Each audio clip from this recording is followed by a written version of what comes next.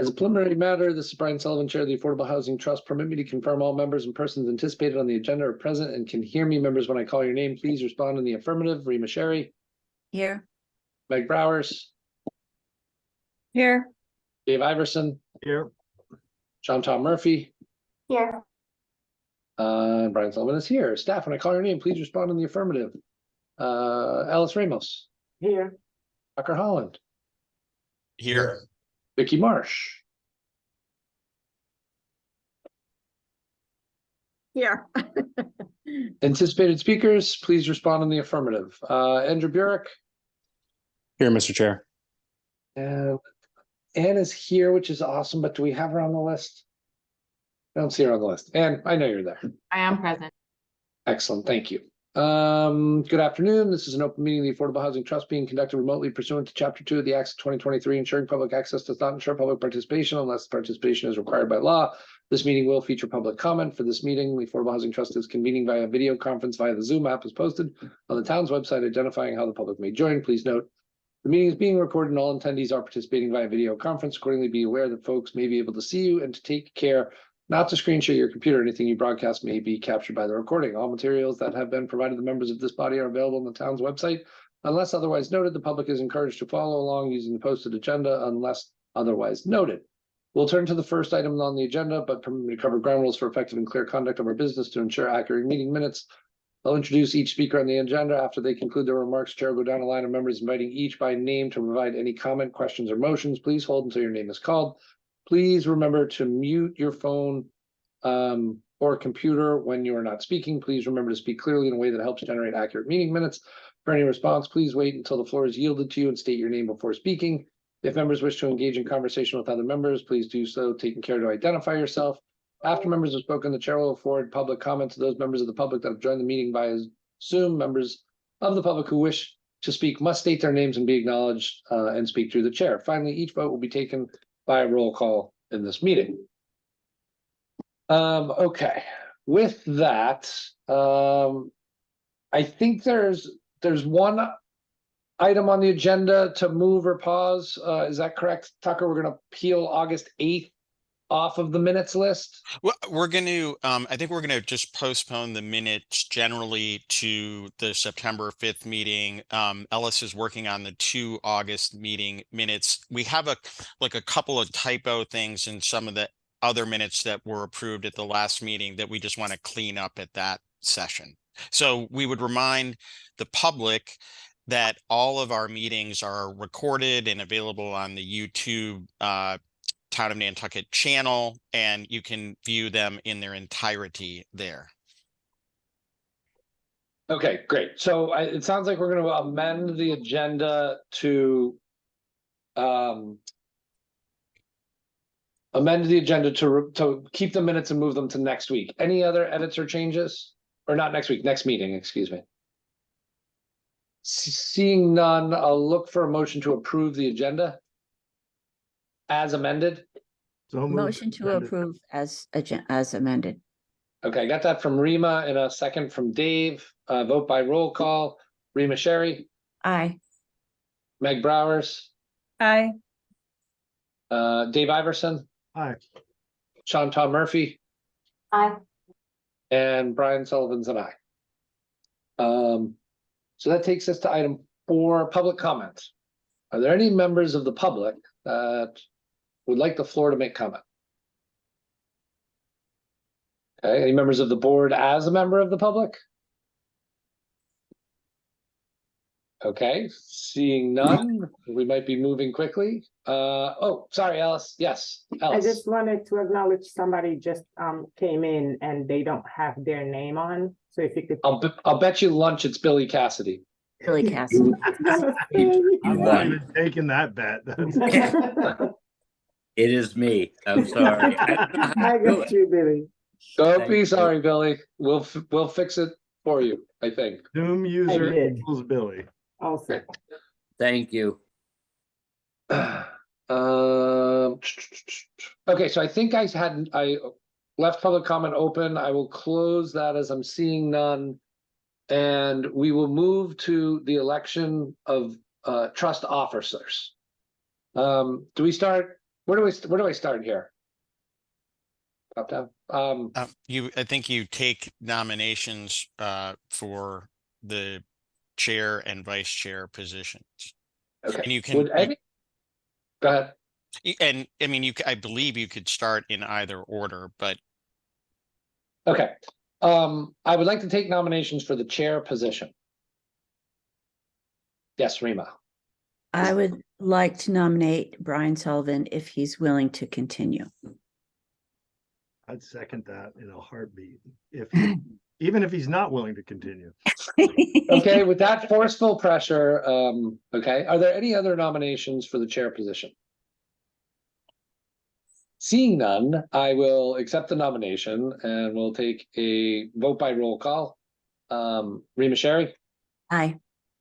Meg Browers, Aye. Dave Iverson, Aye. Chantal Murphy, Aye. and Brian Sullivan. I guess I abstained because I don't want to vote for myself. I'll be looking for nominations for vice chair. I'd nominate Rima. I'll second that nomination. Any other nominations for? Seeing none, we'll go by roll call. Dave Iverson, Aye. Meg Browers, Aye. Chantal Murphy. Aye. Brian Sullivan's an aye. Rima Sherry. I will vote for myself. All right, there we go. Great. So election of officers is done for today. We'll move to item 6. Thank you very much for your support, by the way. I appreciate it. And I'm excited to continue our effort. I think we're making headway. Item 6, proposal from the Richmond Company regarding acceleration of 80% AMI homeownership construction. Review and action. First, Tucker, I will come to you, and then Andrew, I will come to you to present. So Tucker, if you want to start for a second or just turn it over to Andrew, I mean, I really think we're going to get the most out of hearing from Andrew, so I'll turn it right over to him. Okay, great. Andrew, the floor is yours. Thank you, Tucker. Thank you, Mr. Chair. For those of you that don't know, good afternoon. I'm Andrew Burek. I'm the General Counsel for the Richmond Company. I prepared some materials for this particular meeting at the request of Tucker and the chair. I don't know if anybody had an opportunity to review those in the packet. It was a combination of some narrative along with a sketch plan, which would bring all parties concerned with this particular request up to date on the status of construction of the 2 particular subdivisions that Richmond permitted for home ownership development in 2017.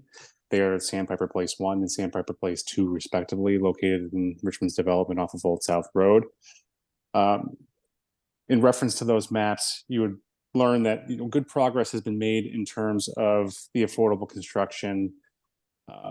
There are only 7 remaining affordable homes to be built in the Sandpiper Place 1 subdivision, and in the Sandpiper Place 2 subdivision, Richmond has sold a combination of 35 lots, including 10 lots that require affordable construction, to Nantucket property owner who is tracking and constructing those properties distinctly from Richmond's obligations. So this request is particularly with focus on the Sandpiper Place 1 subdivision and 1 lot that remains Richmond's obligation in the Sandpiper Place 2 subdivision. So the majority of our lots that remain to be constructed pursuant to the workforce and affordable programs are under the affordable program. We have 1 workforce lot left, and we have 6 affordable lots remaining. So the workforce being a 175% distinction and the affordable lots being the 80% distinction. For background and reference to those not tracking the AMI, the approved AMI sale prices for the 80% homes are, I think they are $282,000 for the most recently published AMI figures. So that's the total sale price to a household of 4 persons earning, it's less than $100,000 combined total household income at this point. So we are in a situation where Richmond does have existing financing. It has the ability to construct these homes. In fact, the 2 next builds are 4 Blewett Court, which is the 175% home that's got a star on it in the southernmost part of the subdivision and is identified in yellow. And 3 Lilac Court is the next to be built 80% home. If you were to take a drive back through our subdivision, you would see that the excavation and backfill has commenced for that. The foundations are well underway. And in fact, the home at 4 Blewett Court is framed and has a roof on it. That particular home is being stick built. Our contractors on the island are working at a pretty rapid pace at this point, and they have the capacity to build these homes at a faster rate, considering that we have our modular manufacturer at max capacity, and they are constructing boxes for our multifamily portion of our project. So simultaneously, we are looking to wrap up by the end of next year the builds for the remaining 103 units for the multifamily portion of the project, which are solely and exclusively modular builds, and the remaining 7 single family homes, which are a combination of modular and stick built homes.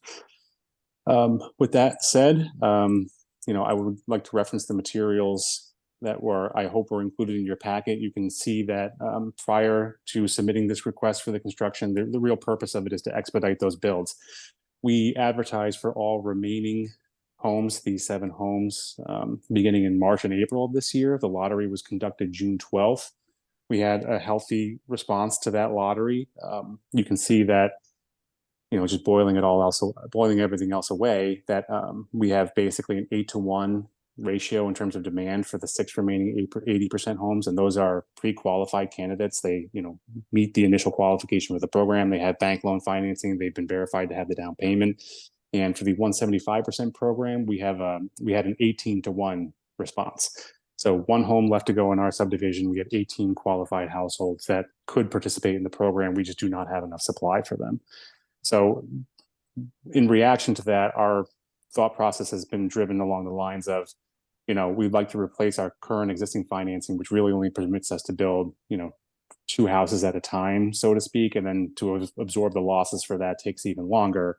We'd like to replace that financing with a facility that will enable us to have more homes under construction simultaneously and absorb those losses to the point where we don't have to stagger the construction and have approvals to participate in the program and folks that are waiting and have been issued priority in the lottery to have their qualifications gone stale and have to reapply and because of regulatory constraints. So with that in mind, we happy to field questions from the group members, the chair. We'll leave it at that. Thank you, Andrew. Can I open to the group? Are there any general questions?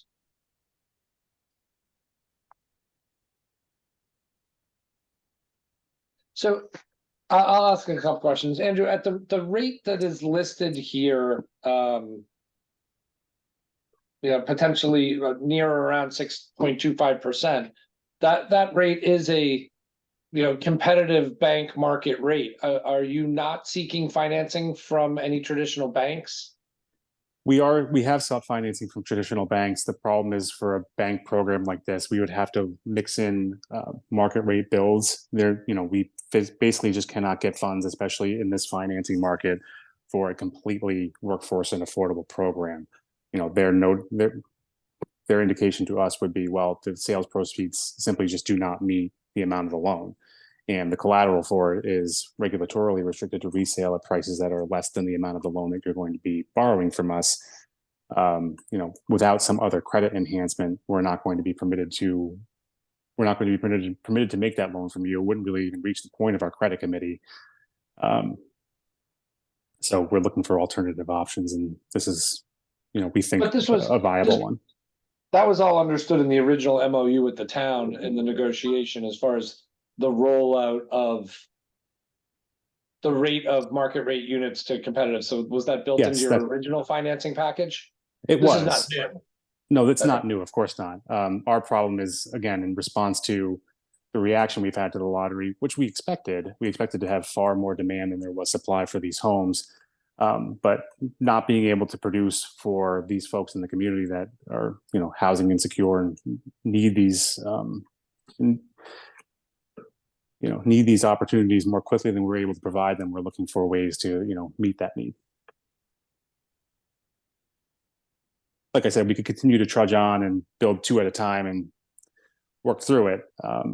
we're looking for a way to expedite. And can you explain to the board, I've asked this question of you previously, the ratio, now, if you're building two at a time, the ratio of the project for permits Sure. as it was done in the original MOU? Sure. And just, Andrew, for just 1 second, Ellis, will you note that, Tom Dixon, member of the board, has joined the meeting? Great. Okay, Andrew, floor is yours. Thank you. So this project was permitted cooperatively, as many of you may know, as a process through town meeting and also with the planning board. And one of the conditions that when he was director, and Andrew Voris had imposed on our particular subdivision was, look, I can't permit construction of all the market rate homes and sale of all the market rate homes first. We want to make sure that you're also required to build and sell to qualified households the AMI affordable homes, you know, at a reasonably consistent rate. So each subdivision is considered distinct. The Sandpiper 1 subdivision had a total of 42 building lots. The Sandpiper Place 2 subdivision had a total of 51 building lots. You can see that in the materials in your packet. What we negotiated with Director Voris at the time was effectively that we would be permitted to sell lots or homes to the extent that 13 of them could be sold in each subdivision as a head start, so to speak. You have an allowance for 13 market rate certificates of occupancy.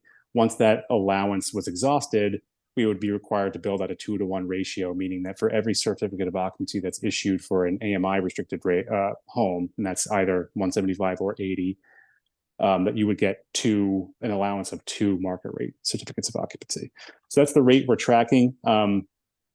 The exhibit that's included in the materials lets you know where we are as of the date of preparation, which was August 17th. So for Sandpiper Place 1, there are, by best available information, and again, we don't control construction and pace of all the lots because some of these properties were sold as vacant market rate lots, and the owners thereof, they control the pace of their construction financing and actual physical build. So in Sandpiper Place 1, 21 market rate occupancy certificates have been issued. Based on our pace of construction, we have an allowance of a total of 29. There are 6 market rate lots that are controlled by others, meaning non-Richmond. So the difference between 21 and 29 is pretty simple arithmetic. That's 8 homes. So with one additional affordable build, which we've got 2 underway right now in progress, we would surpass in Sandpiper 1's distinctly the allowance that was given to us based on the planning board condition. So that particular ratio isn't of concern after running through the exercise, and I do appreciate you forcing me to run through that exercise because it reestablished it for me. I thought I was really close to it. I wasn't as close to it as I thought. In Sandpiper 2, we've also gone through the process of running that exercise, and the bulk of this is being tracked by Nantucket property owner, the Capitol Hall Group that purchased the 35 lots from us. Again, Richmond maintains only one affordable build remaining in that particular subdivision, and only owns 4 market rate lots. So we've only got 5 lots left in that subdivision. I know the first lot that Nantucket property owner sold was an affordable lot. They've only sold 1 market rate lot. If you go over to their subdivision, you can see that there's a lot of property vertical over there at this point in time. Many of those are AMI restricted, and I know they've been running. Tucker may be able to give us the statistics on this. I haven't tracked their lottery with any specificity, but I know they've gotten a healthy response as well. And there may be some overlap between our lottery and their lottery, but from what I understand, they are underway and are marketing and selling their affordable homes at a reasonable pace.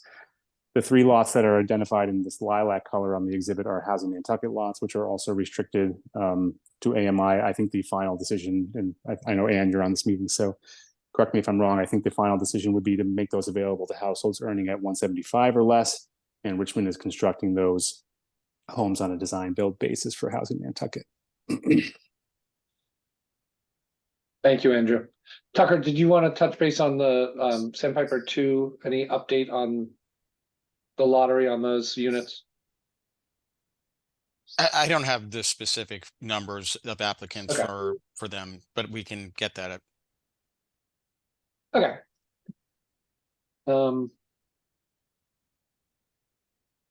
Andrew, can you share, I don't know that if I picked it up in the memorandum timeline, and what Sure. you expect for build out and repayment, and in the repayment line, it looks like you offer two potential scenarios. One, as a balloon payment after interest at the end of construction, or the other at the end of each unit sale.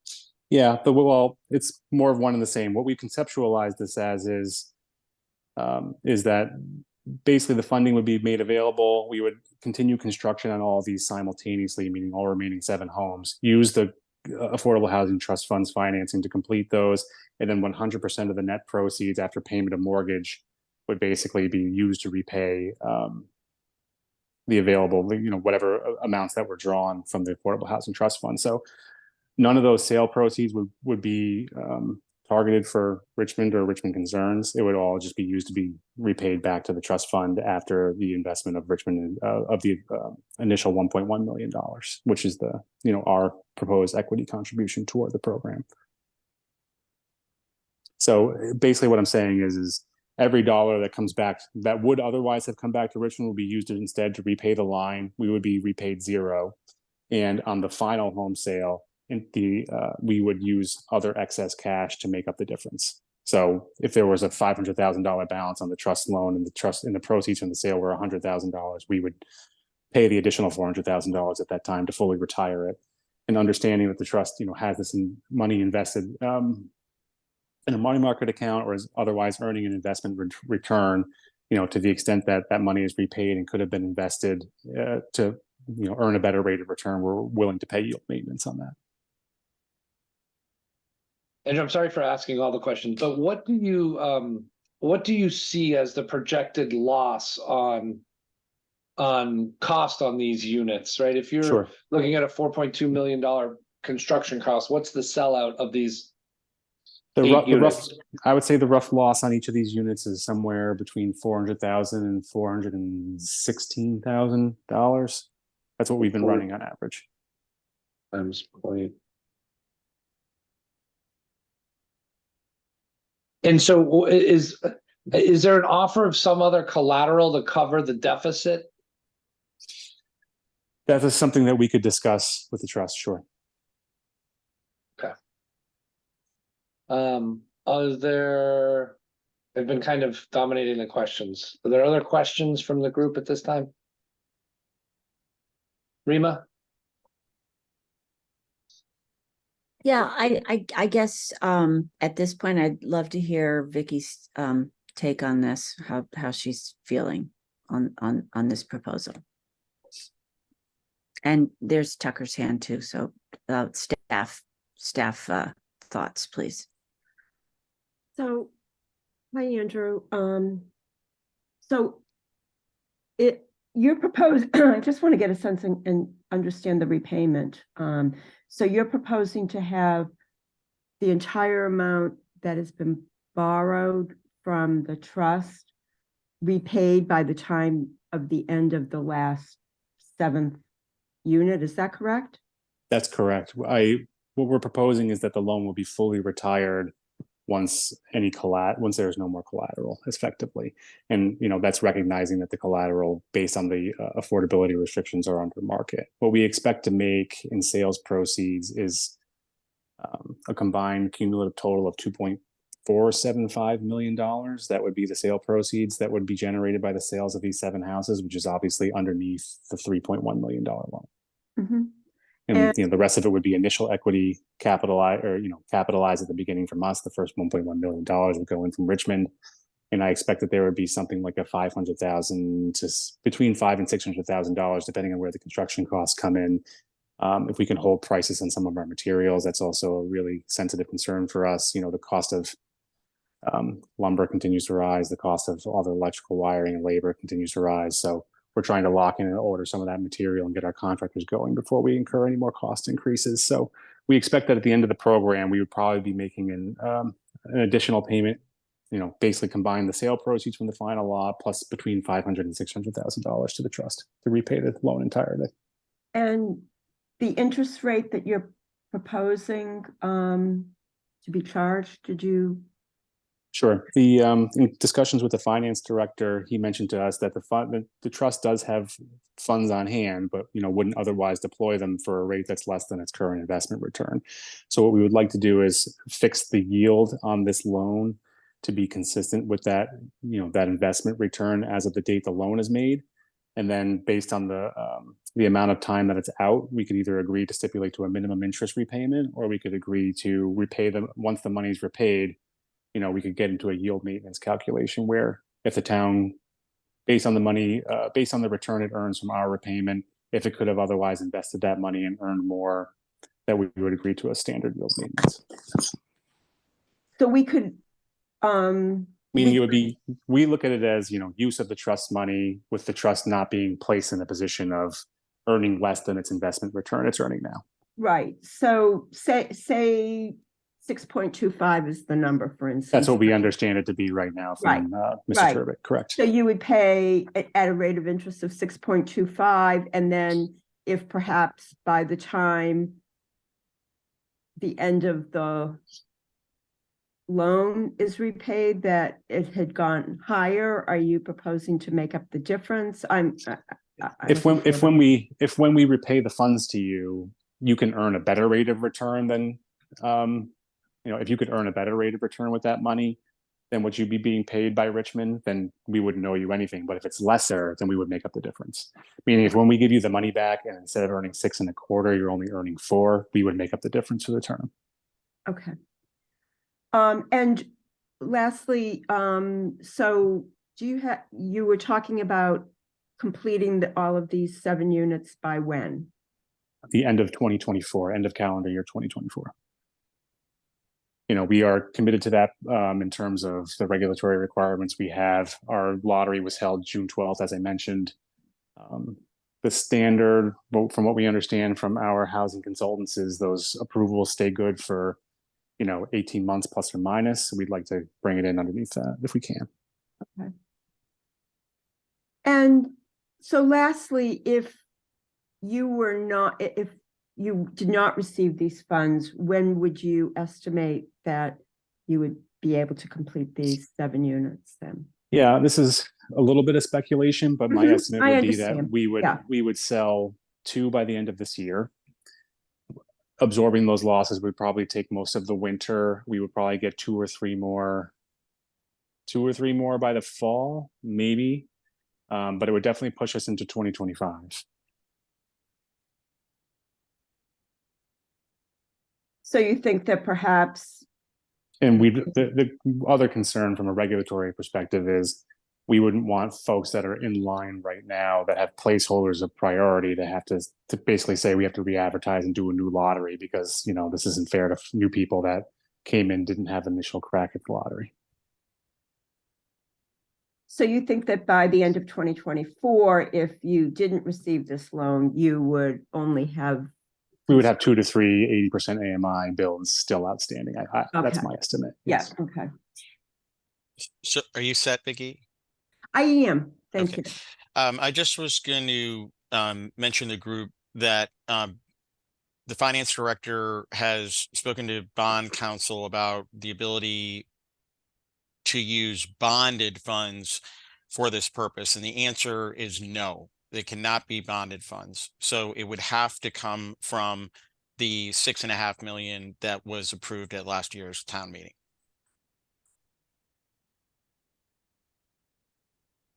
Thank you, Tucker. Tucker, the finance director, and I don't have knowledge of the other negotiation, but there was a discussion that was had with Andrew, myself, and you, and the finance director, and there's apparently another town ongoing negotiation with Richmond at the moment. Is there any resolve to that situation at this time, Andrew, or? It's not fully resolved at this time, Brian. Okay. I believe that's related to the sewer pump station, if I'm correct. Or... In 2016, we engaged into a contract with the select board, Board of Selectmen at the time, to basically make a contribution and mitigation payment toward the South Valley pumping station across the street in Naushop. we've gone out to a third-party contractor to peer review the town's estimate from Hazen and Sawyer for the requested upgrades. What we're looking for them to do is to have, a third-party scope and pricing estimate prepared for us, and I think we'll have that report available for the representatives from the sewer department and the finance director this week. So So, we are tracking Tucker. towards a resolution of that issue. Yes. So Andrew, is there an event that would, I guess I'm just trying to understand, if the proceeds are expected to be less than the 3.1 million that would be coming from the trust, is there a particular event that would allow the makeup on the delta that would happen in the future? Or I guess I'm just wondering why not have a larger equity component at the front end of this? Yeah, the reason for not offering a larger equity component is cash constraints in terms of the sewer mitigation payment we need to make, the final infrastructure we need to install in Old South Road and within the subdivisions to fully release all the lots within the subdivision. I think we have another $600,000 to $700,000 of final wearing course asphalt that has to go down, and a large bulk of the landscaping, ornamental, irrigation type installation has to occur still. So that's that's the largest component of where free cash generated by the other commercial property sales is going to go. So in terms of the event, there is remaining property that is commercial, that is closer to Old South Road, that's within that core subdivision that we acquired from Mr. Golacki back in 2013, that is being re-permitted for development. It just won't be, it's not going to be sold on a raw land basis. It's going to be sold on a, as permitted, ready for build basis. So it's going to take us some time to get to that point. But you would anticipate that within the 2-year period? I anticipate that by September of next year, we will have a full business plan ready for that remaining land. That would basically be the event you're contemplating. Tucker, are you good? Penny has some questions. Penny? You're on mute, Penny.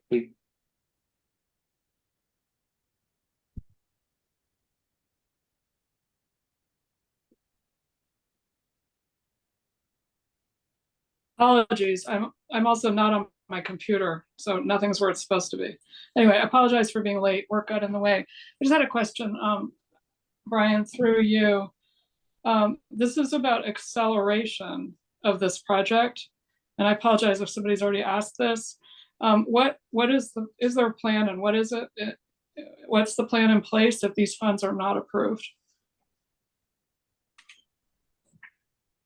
Andrew, to you, if the funds are not approved by the trust, what's your plan B? Yeah, thank you, Mr. Chair. To respond to Penny, the plan in place effectively is to continue with our existing financing, which just constrains us to building at a much slower rate.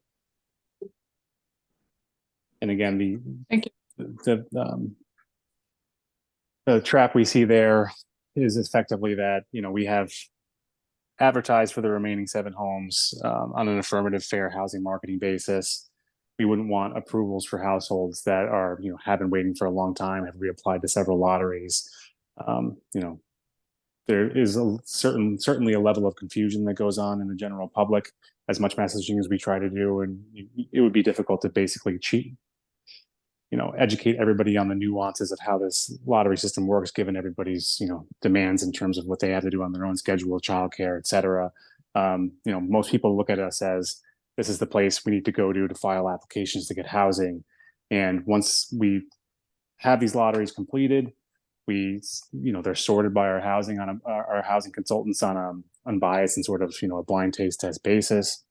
Those results are communicated to us separately after they're compiled, and we have folks, calling us weekly, if not monthly.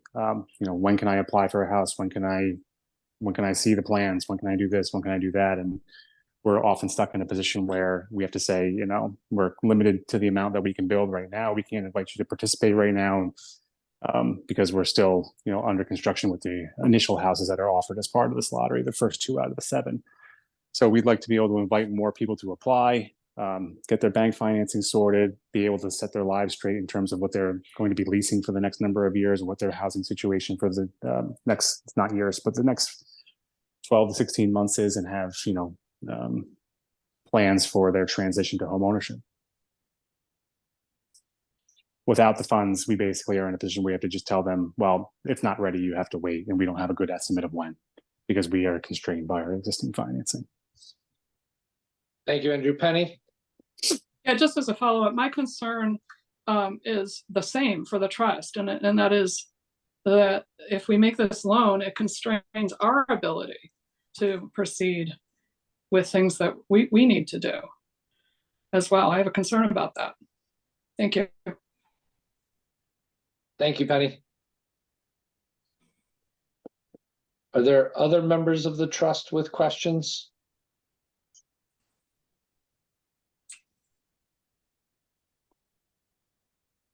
Dave? As to Penny's question, do we or could Tucker give us kind of a breakdown of if we did make this loan, where would that leave us for this year and for our cash needs going forward until this loan's repaid? Through you, Mr. Chair. So I just was going to pull up here the planned use of the balance of the $70 million. So in terms of this year, as the trust members know, we're awaiting proposals on the Orange Street RFP, which will come in September. And so we don't know yet what kind of subsidy might be proposed for that, for that project. We have money, let's say, reserved presently for moving forward at the Six Fairgrounds project. We have some monies reserved for Bartlett Road. That obviously is not happening in a short time frame, given that it's been with the procurement office for a while. That still needs to go out. So I'm going to say I don't think that it impedes this year any of our plans, with the caveat of, we're in the process of developing this year-round deed restriction, and depending on how that might get rolled out and how, when and how quickly, and if bond counsel determines that bonded funds can be used for that purpose, it would limit the amount of money we had available to bond with for something like that. So does that answer your question, Dave? In a vague sort of way. Well, I mean, if I can give, it's not. Listen, no, I don't. Yeah. I don't expect you, but it would be nice to have an accounting in a spreadsheet so that we can look at it and weigh out our options and our concerns here. And I didn't mean to put you on the spot with that, Tucker. No problem at all. Dave? That's it. Yeah, I'm sorry. Thank you. No problem. Penny? Yeah, I just want to point out, I'm also concerned about other opportunities that may arise for the town that are timely, on which we have to move quickly. Thank you. Thank you, Penny. Are there other members that want to share thoughts? I'll share my own briefly. I have some concerns of using trust funds in this scenario based on other negotiations that are going on related to the sewer. I can appreciate that, costs in the lending environment have changed, but that is part of the risk of development. There was an MOU that was done at the beginning of this project to roll out these units in a timely manner with the others. I hope that we can effectively disperse the money for more unit creation, knowing that these units are going to be created. So my personal opinions. I would love to see the timeline sped up for the individuals that will end up getting housed. And of course, we want to get people into houses, but at the moment, it feels as if we need to create as many new opportunities as possible. It's my personal thought. With that, Tucker, did this proposal come to us today in a way that you want us to take action, or is this an informational session with some follow-up? So I'm just putting up on the screen a summary, Dave, of just sort of where monies have been spent and where they're planned to go from what we have available, not including the $6.5 million override, and not in this wouldn't incorporate the type of thing that Penny mentioned in terms of, you know, opportunities that could come between now and the next cycle of receiving the $6.5 million. But Mr. Chair, I mean, it's really ultimately up to the board here on, you know, what and when they would like to do with regard to the proposal. I mean, I would say there's a lot to consider here. I'm not sure. I mean, the board obviously received this a few days ago, but you know, it may take a little bit of time to digest this. There have been a few conversations with the finance director. I think Attorney Marsh may have some questions coming out of today that we would want to, you know, just, you know, try to understand better and think about how it might all fit if this were a direction that the trust wanted to go. So I don't know if the trust is in a position to act today, but you know, certainly this has been a useful discussion. Thank you, Tucker. Take a feeling of the board. Well, shall we leave this open for a continued meeting? Penny? Yeah, I'd like to leave this open, but I'd also like to explore, is there an alternative to the full amount? I mean, is half of that helpful without impeding our ability to move quickly on other things?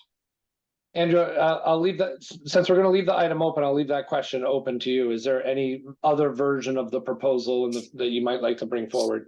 I can certainly consider it, Mr. Chair, you know, without having the benefit of sitting down with a full worksheet and kind of running arithmetic. I'm not prepared to respond to that, but I would certainly consider whatever makes the situation a win for both parties. Great. Anyone else have a final comment to make? So with that, we will carry this item over to the next agenda for the next meeting. And I will move down the list. Year-round deed restriction action plan. Andrew, thank you for joining us today. Don't feel like you need to stick around. Thank you, Mr. Chair, and the members of the board. Appreciate your hearing this opportunity from us, and we look forward to working with you in continuation of the discussion. Great, thank you. So let's see, moving to deed restriction. Ellis, thank you for your work over the course of the last week, directly with Judy and with the trust. I will make a plea to trust members to please supply any thoughts or names or organizations to Ellis that you believe will be helpful at a focus group. We got some participation, but not a majority of participation. So please pass that information along to her. With that, I will come to Judy if you're ready. Or Judy, before I do, Ellis, do you have instructions for the board that you would like to put out? Yes. But again, just emphasizing what you said, if everybody could send me more nominees, and when you send them, please send me contact information, a phone number or email would be great. Or the organization they work for, I can get the phone number and email from there. We also wanted you guys to start thinking about the goals and some of the restrictions that you guys want to work on, because we're working on a flyer with Haley and Florencia that is going to have all the information needed, that once the flyer is ready, we will give it to you and you can just hand it out to the community and to the people that you want to nominate. I think, yeah, that's all I have for now. Great. And so I know that Alice and Judy had been working on some general scheduling times and ideas. So with that, Judy, I'll come to you and look for a high level overall. Yeah, I mean, basically what I've just tried to do in the last week or so is put together a more meat on the schedule. Because I need to be able to lock people in here, meaning in my office, to support some of these interviews. So I sent Ellis, Ellis, you probably shared that with them. I don't know. I've been in meetings all morning, so I don't know who's seen what. But I tried to just plug actual dates and times in, and I know Ellis had mentioned that I probably needed to be a little more flexible on some of the employee times, which I've been able to do. So, thank you very much. So a couple of these we can move to like a 5:30 slot instead of the 1 or 2 or 3 o'clock time that you see in there now.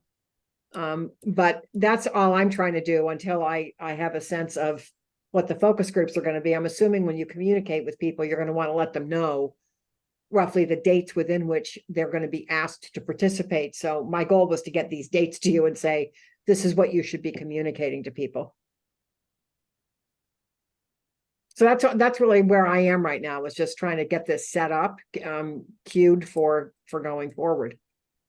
Great. So thank you, Judy. So I got an opportunity to meet with Ellis at the office the other day, and we talked at some level about the combination of some of these groups and some other opportunities that may exist in the community to reach out to people, create some more definition. We wondered about the idea of creating some sort of questionnaire survey that would help locate people into what category they might be the most supportive in the conversations. I don't know your experience with sharing those or getting those out, or how to build the questions. So, okay, this is the form. That's a rough draft. Yeah, no, I understand. I mean, the why are you interested question is probably going to get you where you need to go. I think if you put categories in here, people are going to try to figure out where to plug themselves and may miss a nuance. But if you ask them, like, why are you interested in this?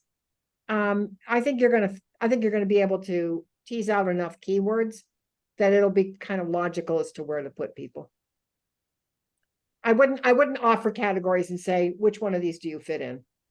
You can do that, but you're kind of putting the potential interviewee, who may not really know a lot about what this project even is, trying to figure out where they belong.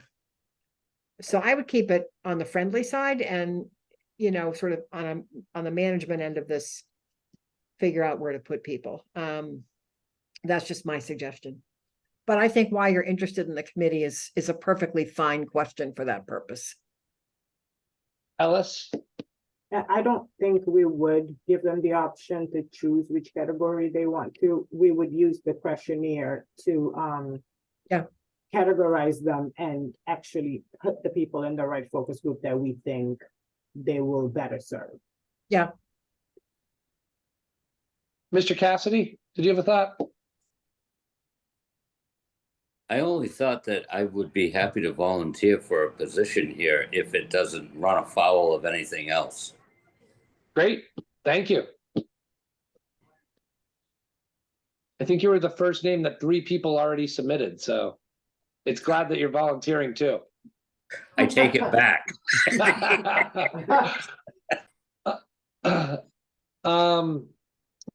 Okay, if we come, I guess,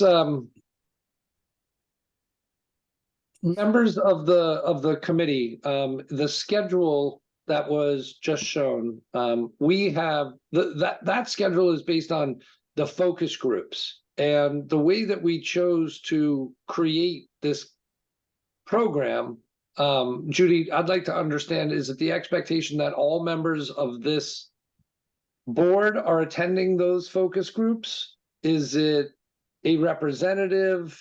And then what does the schedule look like for this board moving forward? So if you open up that spreadsheet again, or I can do it on my end. Because I've Okay. tried to plug other date. Do you want me to just screen share? I can just do it from here. You got it. Go ahead. Okay, thank you.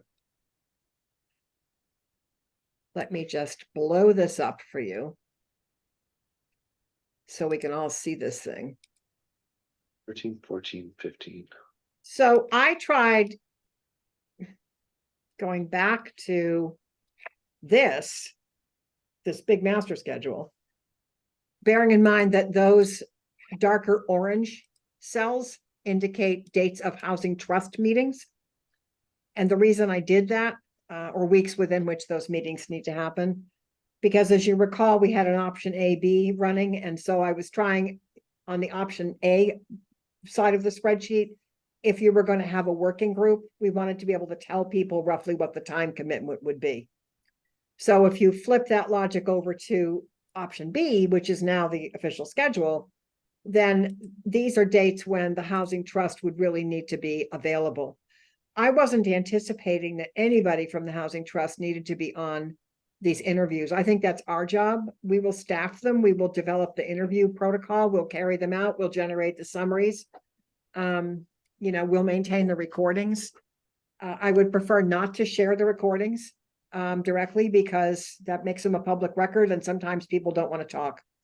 So we would generate a pretty detailed summary from those meetings that will be of sufficient detail to help you guys make decisions down the road. So, bearing in mind that these are up here, the dates that we want to do focus groups, forget about the time of day, just focus on the dates. If we wrap up those focus groups, the first round, mid-September, there would be plenty of opportunity to be meet with the trust at least once or twice before the first community meeting, which would be on October 12th. And I believe that's a Tuesday night. Now, obviously, you need to direct me on this. I picked a Tuesday night because I knew the select board didn't meet and I wasn't sure when the planning board met. And I was just trying to figure out what to avoid. And I knew you guys did meet on Tuesdays. So I just said, look, here are two dates that I think would logically make sense for a community meeting, given that the first round of focus groups is early September and the second round is early November. Gives us enough time to actually develop what we think this program is going to be in kind of a crash course effort in November, and then have a community meeting at the end of that month to lay out what we're thinking, such that you will be in a position to have a whatever you're going to submit for the town meeting warrant, be it a bylaw, be it a home rule petition, we'll get there. But so to support all of that, Brian, I had these dates blocked in as we need the housing trust to meet because there are decisions you guys have to make or there's guidance we're going to need from you. But by no means are you expected to be on all these focus groups. And you may not want to be, frankly, because some people may want to talk without having you leaning over their shoulders. So Great. that's Excellent. what I'm thinking.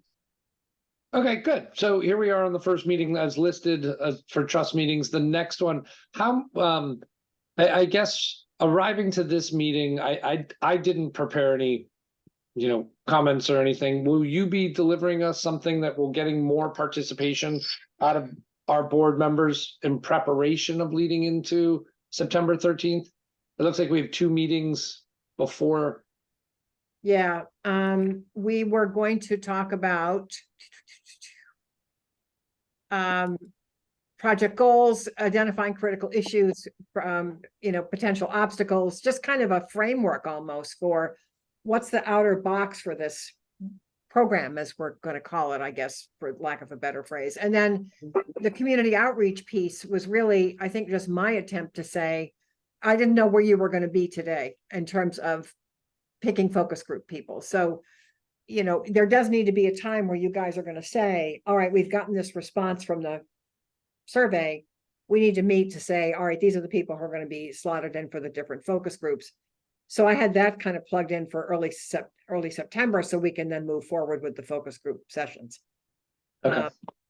You know, there's no requirement to meet next week, but I guess I do want to have some opportunity to have a discussion meeting with you folks about, you know, who's apt to oppose this thing. I mean, you remember when we did the strategic plan, we talked about who are going to be your partners and your friends and who are going to be potential obstacles.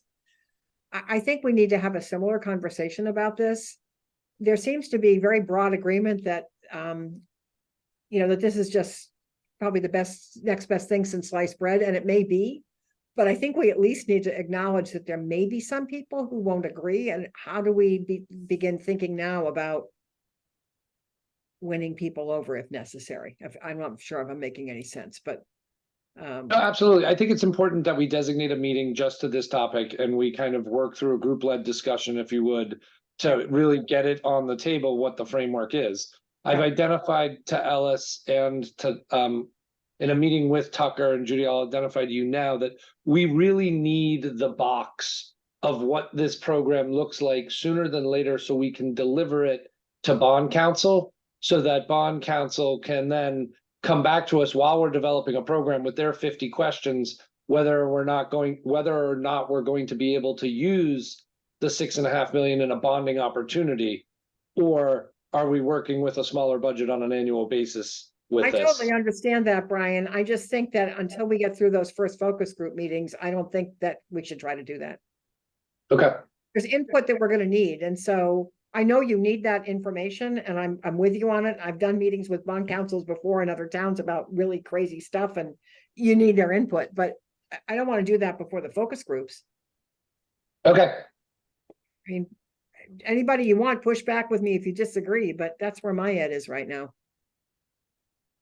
I'd love to hear from some more of the board with thoughts, comments, questions. Rima? Yeah, first off, I think for these, on the trust schedule, I think the second meeting is supposed to be the 29th, not the 27th, because that's a Sunday. Oh, yeah, that's important. Yeah, so Sorry. 29th. And I included on my list someone who I feel, you know, might be disagreeing with what we're doing. And I think including people like that in the focus group is important, because they'll be hearing from other people and they might get more of a picture of why people want and need a program like this. So I'd say put people that you think might push back against it on focus group list. And that's it. Okay.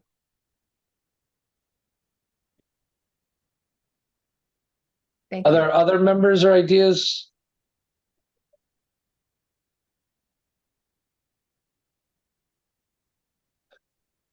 So in my meeting with Ellis, what did we can't, there were a bunch of groups that we talked about adding onto the list. Do you have the running list to share? So Yes, actually, I do have the list. I don't know can if- share it as soon as. actually, wait, I don't know if we should be sharing individual names. I guess on a high level, we talked about like different board or we talked about non-for-profits, we talked about employers, we talked about large scale employers, we talked about emergency services, we talked about small business owners in a variety of communities on the island. We talked about homeowners organizations like Sachem's Path and Abrams Quarry and Housing Nantucket and the Housing Authority. Or as all potential members for focus groups. We talked about non-voting taxpayers, area association groups, potentially through non-voting taxpayers, the Civic League. I'm just kind of spitballing here to try and get some other member participation involved in the conversation about where else you think we might find people. Penny? Well, And I don't, I'm sorry, go ahead. I had suggested some people with some legal experience is sort of the obvious thing that hasn't been mentioned yet. I don't think we should be putting that list out into the public domain until we've actually spoken to people. I mean, here we are just. You're absolutely right. Okay, thank you. I'm trying to think about the conversation and trying to get some participation. So I didn't mean to put the list up, but I meant to generate the Thank conversation. Tucker? Thanks, Mr. Chair. A couple different thoughts. Ellis, if you want to mute, maybe getting some feedback. I mean, I agree completely with Judy. We do not want trust members in the focus group sessions. It's going to dampen the feedback that we get. And I also agree that we want to hear from people who may be in opposition for whatever reason to a program like this. We made a very conscious effort when we did the update to the housing production plan to hear from a variety of different viewpoints, and we made a point of inviting folks who aren't necessarily housing advocates, because it's important to understand what their concerns are. I did want to make a couple other quick points. I do think it's important that we end up with focus groups predominantly in the evenings, just with some of the folks that we're trying to recruit to participate. I think outside of the normal working day is going to be important to get their attendance. And the last thing was just, this is a question for you, Judy. I completely agree with you. We don't want people to kind of run through a list and try to categorize themselves. But do you feel at the top of the poster with that general statement that Ellis has created, we should include these are the types of focus groups we're looking to assemble, or sort of a listing of the broad categories in a way that Brian was going through there, so folks can say, oh, well, I fit into that category and therefore I will apply. It just helps them to understand that we're seeking input from all these different corners of our community. I think that's great, as long as you end the list with "and others." And others, yeah, exactly. Yeah. So on the topic of the moving to evening hours, I can move any of those dates to 5:30. For me to move it much beyond that would be a problem, because if you saw my fall schedule right now, you'd laugh. And I'm just worried about preserving the 7 to 7:30 and on up time, which the rest of the world outside of Nantucket tends to do. But if you need me to say, some of these at 1, 2, or 3 in the afternoon, or some at 5:30, I'm fine with that. No problem at all. Thank you, Judy. Meg? And then Chantal? Yeah, I just wanted to ask if we want to, actually, I guess I just want to make a statement that, keeping in mind that the deed restriction program would be for current homeowners or future homeowners who would be living here year round and wanting to deed restrict, or renting their homes year round and wanting to deed restrict.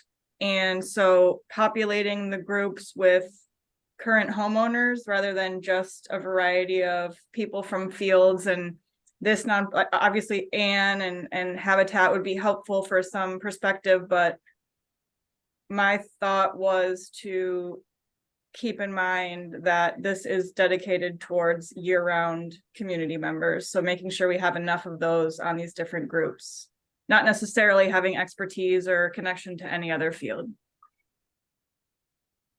Thanks, Meg. That was one of the things I mentioned to Ellis as well, that we should get as much participation from the assessor's office as we can, because the assessor's office already has identified the who's claiming year-round exemptions at the moment. So there's a quantitative number of homeowners that have identified themselves as year-round in one way or another.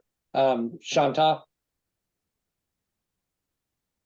I'm curious if I believe the dates that I saw were September 13th to 15th, a Wednesday through a Friday for the focus group, for the first round. I'm curious if there's not an option to do something on a Saturday possibly.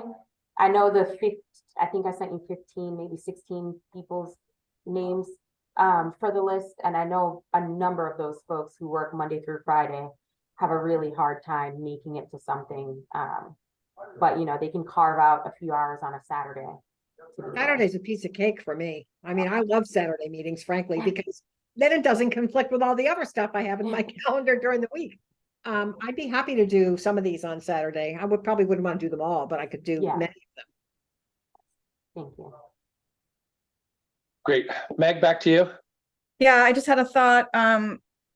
Perhaps Jamie Foster would be willing to work with us if we were able to secure a Saturday date or two, and we could provide childcare, because I think that would be a really critical part for a lot of people who are year-round workforce, who might be coming in on a Saturday, might need childcare. So maybe he would open up the club for that, like they So did. we're for gonna town meeting. Doing these remotely, aren't we? Oh, Yes, we are. So we oh, have to. I am in no way budgeted to go to these meetings. In fact, right now we have more focus groups in here than I even originally scoped, but that's a separate conversation. I cannot possibly. go Come to- on, Judy, you want to come. I know you do. You know I want to come, but Beautiful here in the fall, Judy. Please come. I the would nicest probably, time if of I was year. gonna do this in person, you would have to put me up somewhere. And I would have to be there for like 3.5 days just to like run through focus groups. So And the rest of your schedule would implode. it probably There's no would. housing for you, Judy, sorry. It's fine. Would that Yeah, involve yeah. public money though? Funny, Judy? not funny, Alice. I got that. You're going Um, to get criticized for that, Tucker. If you put me up somewhere, then that would be a question about the cost of, oh, just don't even go there. Don't Yeah, even- leave that one where it is. Okay, so moving to production here. We need to put a final pen on more attention to inviting people to focus groups. Get the survey out. Do we have a goal and a deadline to do that? But can we set a goal and a deadline for both? Today's what, Tuesday? Can members of the board participate by the end of the day on Friday with Alice with as many list of names as they can? And then maybe the beginning of next or end of Tuesday, we can be ready with a survey, Alice. And I don't want to speak for the marketing department, but hopefully by that point, we can have something together to circulate as well. Alice, to you. Yeah. Yes, so like I said in the beginning, we're working with Haley and Florencia to create the information flyer. I need the information to come from you. I'm not sure if it's from you, Brian, or if it's, from everybody, but it would be great if I could get all the information that I need for the flyer by the end of the day, Friday, so we can send out the flyer by Monday. Because if the first focus group meeting is on the 9th of September, which is a Saturday, actually, we should have all the information out to the public at least Monday, the 4th. So And that's a bit late. do you have the paragraph description that I I do. spoke through to you? If you would share that with the members of the board. And so anybody can provide input, especially our highly qualified copywriters, then let's finalize the schedule with Judy, but I don't know if there's much more than a schedule. I haven't Go put ahead, Judy, you're anything shaking. on the 9th. The first focus group is not on the 9th, it's on the 13th. Oh, yeah, sorry, on the 13th. That's okay, that's all right. It's your European date listing that is confusing to I'm me. so sorry. Did you pick at the times too? Yeah, I did. I appreciated both of them. I just had to switch my brain over for a second, but I like living where you are. Alice? Guys are- Also, I had a question for Vicky, if she's still here.